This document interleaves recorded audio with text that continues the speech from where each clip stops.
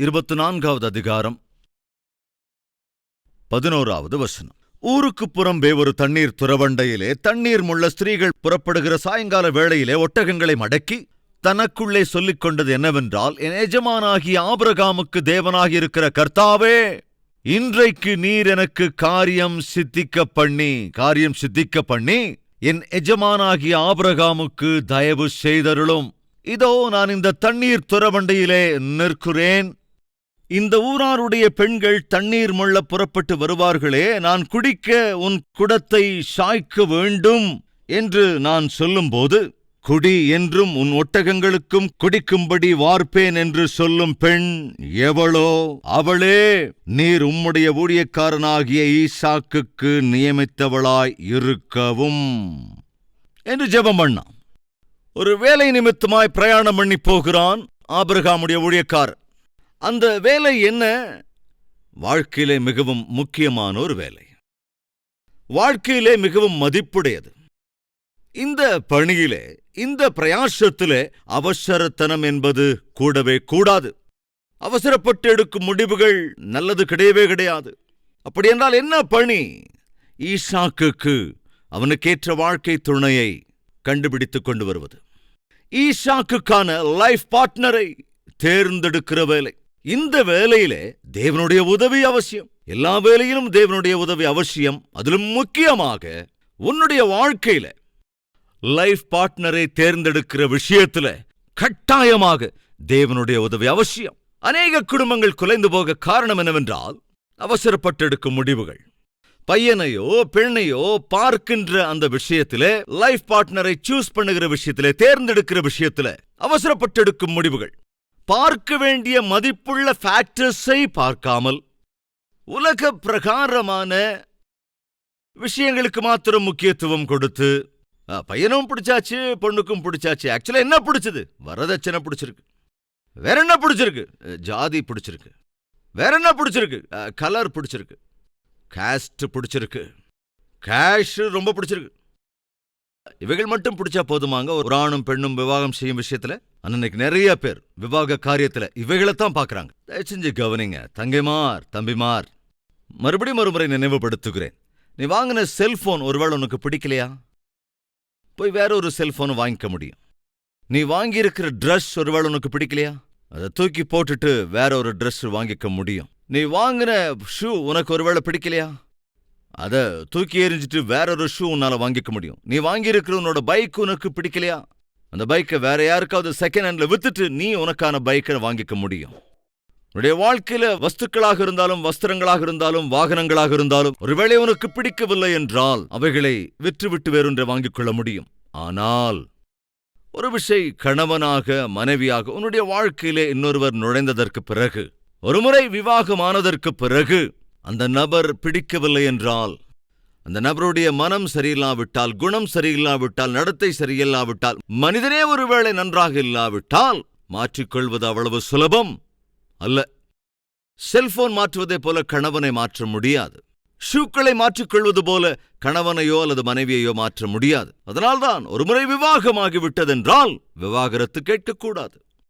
ஒருமுறை விவாகமாகிவிட்டதா பிரிந்து போவதற்கு முயற்சி செய்யக்கூடாது. அதுதான் வேதத்தினுடைய அடிப்படை சாரம்சம். இது விடக்கூடாத, விட முடியாத, பிரிய முடியாத பந்தம் என்பதால் அந்த பந்தத்திலே பிரவேசிப்பதற்கு முன்பு மிகுந்த எச்சரிக்கையோடு, மிகுந்த ஜெபத்தோடு கூட அதை செய்ய வேண்டும். ஊழியக்காரன் ஜெபித்து, ஆண்டவரே ஐயா உம்முடைய சித்தத்தின்படி நடக்க வேண்டும். நீர் தேர்ந்தெடுக்கிற பெண்தான் ஈசாக்குக்கு மனைவியாய் வர வேண்டும். உம்முடைய சித்தம்தான் எங்களுடைய சித்தம். இன்று விவாகமாகாமல் இருக்கிற தம்பிமார், தங்கைமார் கட்டாயமாக ஜெபிக்க வேண்டும். ஆனா எனக்கு இன்னும் விவாக வயசே வரலன்னா, டாக்டர் பில்லி கிரஹாம் தன்னுடைய குமாரத்துக்கு 16 அல்லது 17 வயது வரும்போது என்று நினைக்கிறேன், தன் மகளை அழைத்து ஜெபம் பண்ண சொன்னாராம்.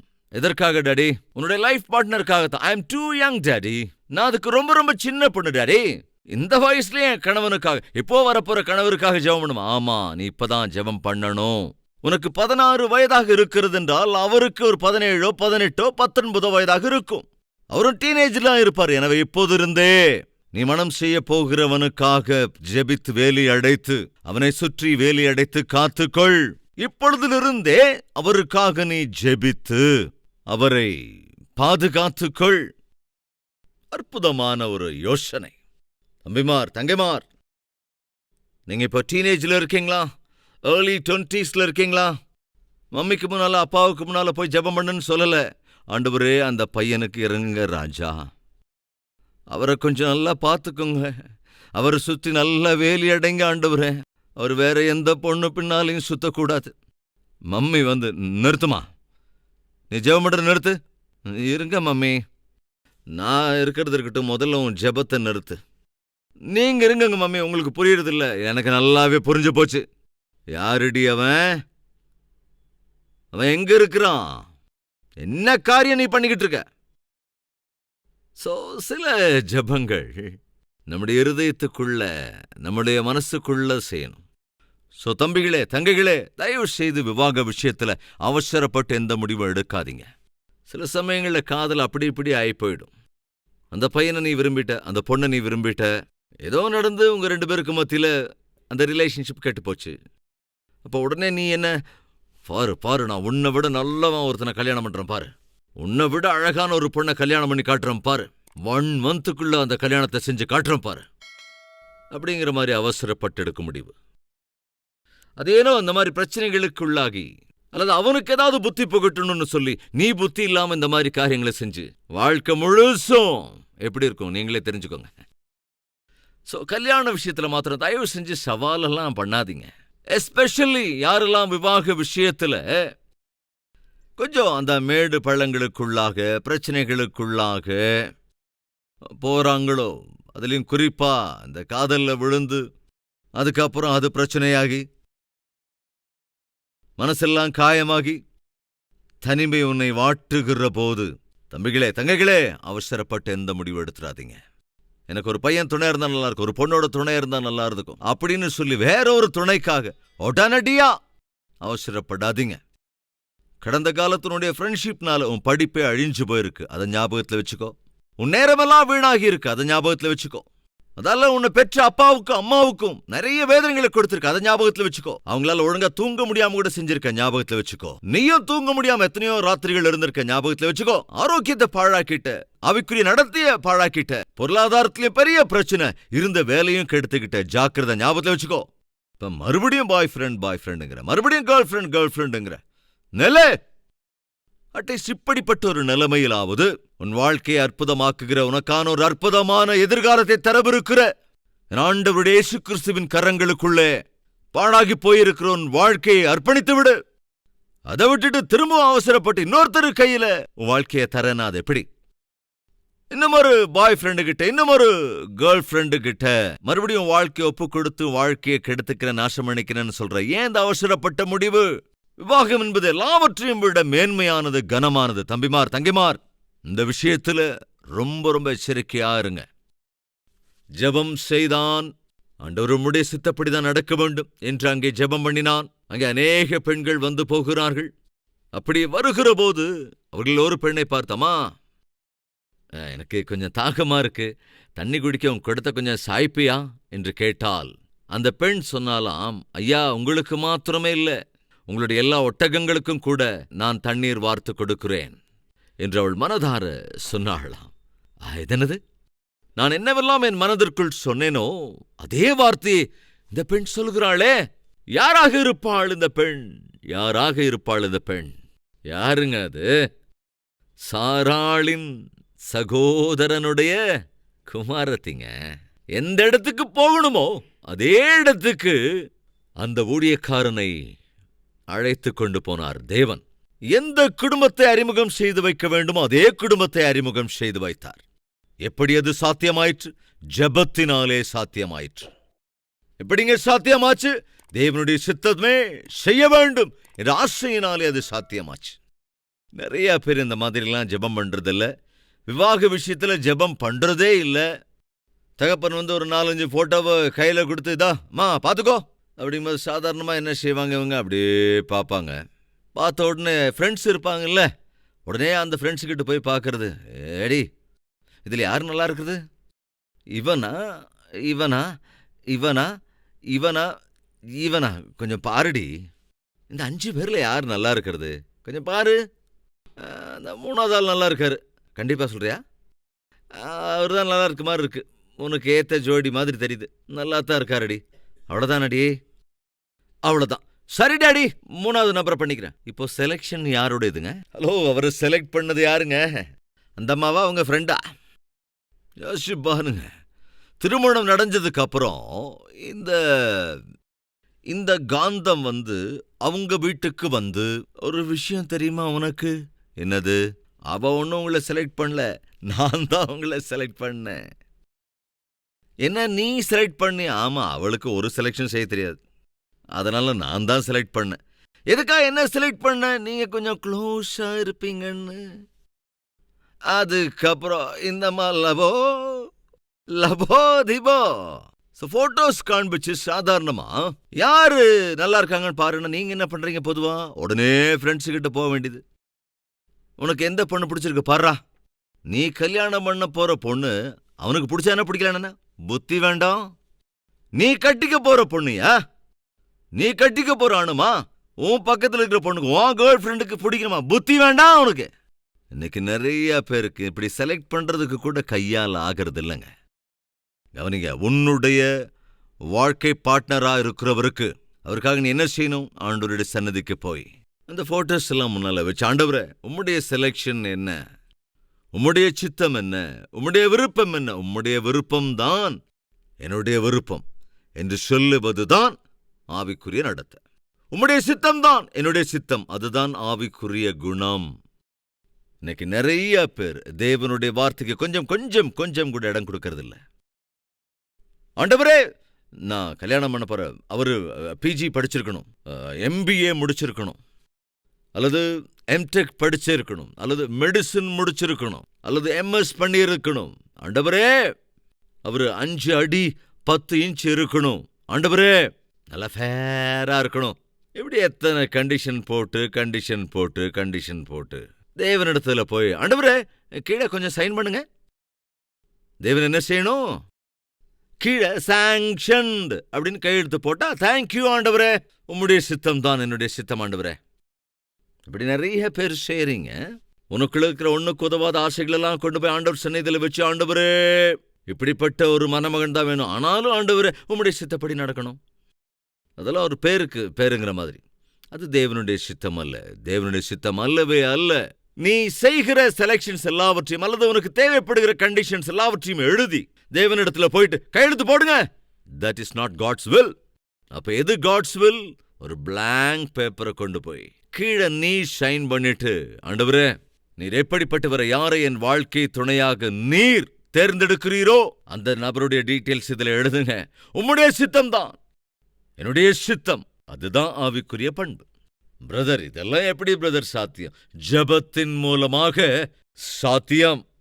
எப்படி சாத்தியமானது? இந்த ஊழியக்காரனுக்கு எக்ஸாக்டாக அந்த பெண்ணையே சந்திப்பது. எந்த பெண்ணை? ஈசாக்குக்காக தேவன் ஏற்படுத்தி வைத்திருந்த ரெபேக்காளை சந்தித்தது எப்படி சாத்தியமாயிற்று? தேவனால் தான் சாத்தியமாயிற்று. அதே வீட்டுக்கு போவது என்பது எப்படிங்க சாத்தியமாச்சு? தேவனால் அது சாத்தியமாயிற்று. அங்கே போனதற்கு பிறகு, பிரயாணம் பண்ணி அங்கே போனதற்கு பிறகு அவன் சொல்லுகின்றான், பார்க்கலாம் என்ன சொல்லுகிறான் என்று. அப்பொழுது நீ யாருடைய மகள் என்று அவளை கேட்டேன். அதற்கு அவள், நான் மில்காள், நாகோருக்கு பெற்ற குமாரனாகிய பெத்துவேலின் மகள் என்றாள். அப்பொழுது அவளுக்கு காதணியையும் அவள் கைகளிலே கடகங்களையும் போட்டு தலை குனிந்து கர்த்தரை பணிந்து கொண்டு, நான் என் எஜமானுடைய சகோதரன் குமாரத்தியை அவர் குமாரனுக்கு கொள்ள நேர்வழியாய் நடத்தி வந்த என் எஜமானாகிய ஆபிரகாமின் தேவனாயிருக்கிற கர்த்தரை ஸ்தோத்தரித்தேன். கவனிங்க, ஆபிரகாமின் தேவனாயிருக்கிற கர்த்தரை ஸ்தோத்தரித்தேன். இப்பொழுதும் நீங்களும் என் எஜமானுக்கு தயையும் உண்மையும் உள்ளவர்களாய் நடக்க மனதுள்ளவர்களானால் எனக்குச் சொல்லுங்கள், இல்லை என்றால் அதையும் எனக்குச் சொல்லுங்கள். தேவன்தான் உங்கள் குடும்பத்தின் அண்டையிலே என்னை வழிநடத்தி வந்திருக்கிறார். எனவே நீங்க விரும்பினா நீங்க ஓகே சொல்லுங்க. ஒருவேளை உங்களுக்கு விருப்பம் இல்லைனாலும் அதையும் சொல்லுங்க. விவாகத்திலே முடிவுகள் எடுக்கப்பட வேண்டும். ஓகேவா? இல்லையா என்ற முடிவை முடிவா எடுக்க வேண்டும். எப்படி முடிவெடுக்க வேண்டும், எப்படிப்பட்ட முடிவை எடுக்க வேண்டும் பாருங்க அவங்க என்ன சொல்றாங்கன்னு வாசிக்கிறேன். அப்பொழுது லாபானும் பெத்துவேலும் பிரதியுத்தரமாக, இந்த காரியம் கர்த்தரால் வந்தது. இந்த காரியம் கர்த்தரால் வந்தது. அவ்வளவு தூரத்திலிருந்து நீங்க வந்திருக்கீங்க, வந்து நீங்க தண்ணீர் கேட்டிருக்கீங்க. தண்ணீர் உங்களுக்கு மாத்திரம் இல்ல, உங்களுடைய ஒட்டகங்களுக்கும் தருகிறேன் என்று என் பொண்ணு சொல்லியிருக்காளே என்று சொன்ன அந்த பெண்ணே உங்கள் எஜமானுடைய குமாரனுக்கான மனைவியாக இருப்பாள் என்று நீங்கள் நினைச்சு நேரடியா நீங்க எங்க வீட்டுக்கு டைரக்டா வர்றீங்களே. சோ இவைகள் எல்லாமே தேவனாகிய கர்த்தரால் வந்த காரியம். சகோதர சகோதரிகளே, விவாகம் என்பது தேவனாகிய கர்த்தரால் நடக்க வேண்டிய காரியம். யாருக்கும் தெரியாம எங்கேயோ ஒரு மரத்துக்கு கீழே நடக்க வேண்டிய காரியம் அல்ல. யாருக்கும் தெரியாதபடி 4 சுவர்களுக்கு மத்தியில நடக்க வேண்டிய காரியம் அல்ல. ஒரு நாள் ஒரு சகோதரி வந்து, அண்ணா ஏமாந்துட்டானா என்னை ஏமாத்திட்டு போயிட்டானா என்று மிகுந்த வேதனையோடு சொன்னாள். யாருமா உன்னை ஏமாத்தினது? காதலிக்கிறேன்னு சொன்னான்னா, கல்யாணம் பண்ணிக்கிறேன்னு சொன்னான்னா, கல்யாணம் பண்ணிக்கிட்டாருனா, அப்புறம் என்ன ஏமாத்திட்டாருன்னு சொல்ற? திருமணம் பண்ணதுக்கு அப்புறம் நான் அம்போன்னு விட்டுட்டு போயிட்டான்னா, அப்ப பெரியவங்களை வச்சு பேச வேண்டிதானே? அப்படி கல்யாணம் பண்ணதுக்கு அப்புறம் உனக்கு அநியாயம் இழைத்து தனிமையில இப்படி விட்டுட்டு போனா அத பெரியவங்களை வச்சு பேச வேண்டிதானே அப்படின்னதுக்கு அந்த பொண்ணு சொன்னாங்க, எங்க கல்யாணத்துக்கு எந்த பெரியவங்களும் வரலன்னா. ஏன் பெரியவங்க ஒருத்தரும் வரல? அவங்க ஒருத்தருக்குமே தெரியாதண்ணா. இது இன்னைக்கு கல்யாணம். நாட்களில் சில திருமணங்கள் இப்படித்தாங்க நடக்குது. பெற்ற தாய்க்கு தெரியாது, பெற்ற தந்தைக்கு தெரியாது, உடன் பிறந்த ஒருத்தருக்கும் தெரியாது. எவ்வளவு பயங்கரம் பாருங்க. விவாகம் எல்லாவற்றை காட்டிலும் மேன்மையானது, அது கனமுள்ளது. அதே சமயம் மறந்துவிடக்கூடாது, விவாகம் என்பது ஏதோ ஒரு ஆணுக்கும் ஒரு பெண்ணுக்கும் மத்தியில் மாத்திரம் நடக்கிற காரியம் அல்ல. இந்த ஆணின் குடும்பத்தாருக்கும் இந்த பெண்ணின் குடும்பத்தாருக்கும் எல்லா உறவுக்காரர்களுக்கு மத்தியில ஏற்படுத்தப்படுகிற ஒரு அற்புதமான பந்தம் அது. ஆனா 4 சுவர்களுக்கு மத்தியிலையா யாரும் இருக்க மாட்டாங்களா? அதுக்கு பேரு கல்யாணமா? யாராவது இருக்கீங்களா நம்ம மத்தியில நாட்கள்ல இந்த மாதிரி பைத்தியக்காரத்தனமான விவாகங்கள், மதிப்பற்ற விவாகங்கள், வேதத்துக்கு விரோதமான விவாகங்கள், தேவ பிரசன்னம் இல்லாத விவாகங்கள், தேவனுடைய சாட்சி இல்லாத விவாகங்கள் செய்ய வேண்டும் என்று யாராவது முயற்சிக்கின்றீர்களா? கவனி சகோதரனே, கவனி சகோதரியே, தேவன் இல்லாத விவாகம் என்பது நிலை நிற்காது. கானான் என்கின்ற ஒரு ஊரிலே விவாகம் நடந்து கொண்டிருந்த போது அந்த விவாகத்துக்கு இயேசு கிறிஸ்துவை அழைத்திருந்தார்கள். அவருடைய சீஷர்களுக்கும் அழைப்பு விடுத்திருந்தார்கள். அந்த விவாகத்திலே இயேசு இருந்தார். அதே விவாகத்திலே பிரச்சனைகளும் வந்தது. என்னென்ன பிரச்சனைகள்? திராட்சரசம் தீர்ந்து விட்டது, ஒரு பிரச்சனை. விவாகத்தில் ஏதாவது தீர்ந்து போச்சுன்னா, விவாகத்துக்கான உணவுல, அதாவது இன்னும் புசிக்க வேண்டியவர்கள் அநேகராய் இருக்கும்போது உணவு குறைவு ஏற்பட்டு விட்டால் அது அவமானம். ஊர்க்காரங்கெல்லாம் ஒரு மாதிரி பேசுவாங்க. அட்லீஸ்ட் கல்யாணத்துக்கு வந்தவங்களுக்கு ஒரு வாய் சோறு கூட போடல, என்னங்க கல்யாணம், எதுக்காக நம்மளை கூப்பிட்டாரு என்று வாய்க்கு வந்தபடியெல்லாம் பேசுவார்கள். வதந்தியை பரப்பி விடுவார்கள், மானமே போய்விடும். அன்று அந்த குடும்பத்தின் மானம் போகிற ஒரு சூழல் ஏற்பட்ட போது, ஃப்ரெண்ட்ஸ் கவனிங்க, தே விவாகத்திலே யார் இருந்தது? இயேசுவும் இருந்தார். அந்த விவாகத்தில் ஒரு பிரச்சனை வந்தபோது யார் இருந்தது? அங்கே இயேசு இருந்தார். உடனே அந்த பிரச்சனையை யாரிடத்திலே சொன்னார்கள்? இயேசுவினிடம் சொன்னார்கள். உடனே இயேசு என்ன செய்தார்? 3வது நபருக்கு தெரியாமல் அந்த விவாகத்திலே எழுந்த ஒரு பெரிய பிரச்சனையை இயேசு கிறிஸ்து தம்முடைய மகா பெரிய வல்லமையினாலே பிரச்சனையை அங்கே அதோடு புதைத்து விட்டார். சமாதானத்தை அந்த விவாகத்திலே நடக்கும்படி செய்தார். அன்று அந்த விவாகத்திலே இயேசு இருந்தார். தம்பிமார், தங்கைமார், சகோதரர்களே, சகோதரிகளே, உங்களுடைய விவாகத்திலும் இயேசு இருக்க வேண்டும். விவாகத்திற்கான முடிவுகளிலே இயேசு கட்டாயம் இருக்க வேண்டும். உன்னுடைய விவாகம் நடக்கிற சமயத்துல இயேசு கிறிஸ்து இறங்கி வர வேண்டும். ஏசப்பா சந்நிதியிலே, இயேசுவின் பிரசன்னத்திலே இயேசு கிறிஸ்து சாட்சியாய் நிற்கிற சமயத்திலே விவாகம் நடக்க வேண்டும். அது எப்பொழுது சாத்தியமாகும்? நீ தேவனுடைய சித்தத்தின் அடிப்படையிலான விவாகத்திற்கு தயாராகும் போதுதான். ஈசாக்கின் விவாகத்துக்காக ஜெபத்தோடு கூட, தகப்பனும் அதே போல ஜெபத்தோடே கூட, ஊழியக்காரனும். அப்போ ஈசாக்கு என்ன செய்து கொண்டிருந்தான்? அது அப்பா மாத்திரம்தான் ஜெபிக்கணுமா விவாகத்துக்காக?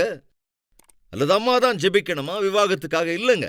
கவனிங்க, ஈசாக்கு என்ன செய்து கொண்டிருந்தான்? சாயங்காலத்துல ஈசாக்கு என்ன செய்தானாம்? வயல்வெளியில தியானம் பண்ண போயிருந்தான். தந்தை ஜெபித்துக் கொண்டிருக்கிறான். ஊழியக்காரனும் ஜெபம் பண்ணினான். தனக்கு விவாக பருவம் வந்தபோது ஈசாக்கும் கூட ஜெபித்துக் கொண்டிருந்தான். தேவனுடைய சன்னதியில அவரோடே கூட தியானிக்கும்படியாக தியானம் பண்ண போயிருந்தான். ஆண்டவரே, உம்முடைய சித்தம் தான் என்னுடைய சித்தம் என்று அவனும் ஜெபித்தான். இன்று நீ உன்னுடைய விவாகத்துக்காக ஜெபித்துக் கொண்டிருக்கிறாயா? இன்று நீ உன்னுடைய எதிர்காலத்துக்காக ஜெபிக்கின்றாயா? இன்று உன்னுடைய லைஃப் பார்ட்னருக்காக நீ ஜெபிக்கிறாயா? ஆண்டவரே, என் வாழ்க்கையில் நடக்கவிருக்கிற விவாகம் உம்முடைய சித்தத்தின்படிதான் நடக்க வேண்டும். அந்நாளிலே ஈசாக்கினுடைய விவாகம் ரெபேக்காளோடு தேவனுடைய சித்தத்தின்படி நடந்தது. அந்த விவாகத்திலே தேவன் இருந்தார். அந்த விவாகத்துக்கான முடிவிலே தேவன் இருந்தார். உன்னுடைய சங்கதி என்ன? உன்னுடைய விவாகத்திலே இயேசு இருப்பார் என்றால் அந்த இயேசு உன்னுடைய குடும்பத்திலே, அவர்களுடைய குடும்பத்திலும் உங்களுடைய குடும்பத்திலும் சமாதானத்தை கொண்டு வருவார், சந்தோஷத்தை கொண்டு வருவார், நல்ல ஐக்கியத்தை கொண்டு வருவார். அது மாத்திரமல்லங்க, சந்தானத்தையும் அருளிச் செய்வார். அதன் பலனாக மிகுந்த சந்தோஷத்தை அருளிச் செய்வார். சகல ஆசீர்வாதங்களையும் அவருடைய சித்தத்தின்படி நடக்கிற தம்பதிகளுக்கு அவர் அருளிச் செய்வார். இப்பேற்பட்ட அற்புதமான ஒரு குடும்ப உறவு வேண்டுமா? அல்லது அருவருப்பான கீழ்த்தரமான ஒன்றுக்கும் உதவாத காரியங்களெல்லாம் செய்து உன்னை இஷ்டப்படி திருமணம் செய்து கொண்டு தடபுடலாம் நடந்து தலைகீழாகி பிரிந்து கெட்டுப்போகிற விவாக பந்தத்தை நீ ஏற்றுக்கொள்ளப் போகின்றாயா? இது உன் கையில் இருக்கிறது. ஜெபிக்கலாமா?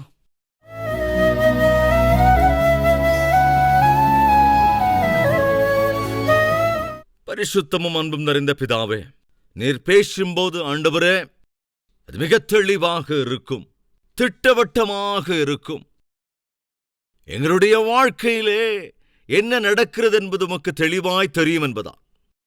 திட்டவட்டமாய், சம்பூரணமாய், சமஸ்தமும் அறிந்த ஆண்டவராய் நீர் எங்களோடு பேசுகிற போது ஆண்டவரே, ஆவியானவர் சொல்லுகிற வார்த்தைகளை செவி உள்ளவர்கள் கேட்டு அவற்றை கைக்கொண்டு தங்கள் வாழ்க்கையை திருத்திக் கொண்டு தங்கள் குடும்ப உறவுகளை உமக்குள் கட்டிக்கொண்டு ஆண்டவர் உம்முடைய சித்தத்தின் அடிப்படையில உம்மை மகிமைப்படுத்துகிற வாழ்க்கையை அருளிச் செய்ய வேண்டும் என்று ஆண்டவராகிய இயேசு கிறிஸ்துவின் நாமத்தில் வேண்டிக் கொள்ளுகிறோம் பிதாவே. ஆமென்.